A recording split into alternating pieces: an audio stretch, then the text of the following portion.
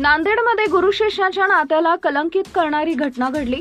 मुख्याध्यापकाने 10वीत शिकणाऱ्या 17 वर्षीय विद्यार्थिनीला गुंगीचं औषध देऊन तिला वर्गातल्या खोलीमध्ये नेऊन तिच्यासोबत जे काही भयंकर केलं ते ऐकून तुमच्याही तळपायातली आग मस्तकात जाईल।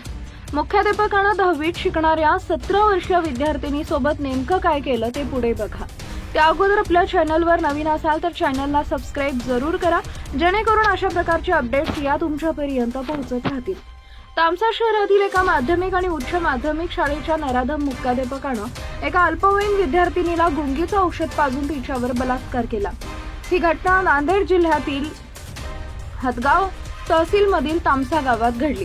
तसंच बलात्कार केल्यानंतर आरोपी मुख्याध्यापकानं मुलीला धमकी देत सांगितलं की जर या प्रकरणाबद्दल कुणाला सांगितलं तर जीवे मारून टाकेन, तसेच मी तुझा अश्लील व्हिडिओ बनवलाय आणि तो व्हायरल करीन अशी धमकीही दिली। त्यानंतर विद्यार्थिनीनं गर्भपातही करून घेतला। दरम्यान कुटुंबाला हे कळताच कुटुंबाने तक्रार केली आणि आरोपी मुख्याध्यापक राजू सिंह चौहान विरुद्ध पोक्सो अंतर्गत बलात्काराचा गुन्हा दाखल करण्यात आला। तामसा शहरात ही बातमी पसरताच सर्व सामाजिक संघटना आणि नागरिक तामसा पोलीस ठाण्यात जमले। तसंच लोकांनी आज तामसा शहरात बंद ठेवून निषेध केला। आरोपी मुख्याध्यापकाला लवकरात लवकर अटक करून आणि खटला फास्ट ट्रॅक कोर्टात चालवून कठोर कारवाई करण्याची मागणी करण्यात आली आहे।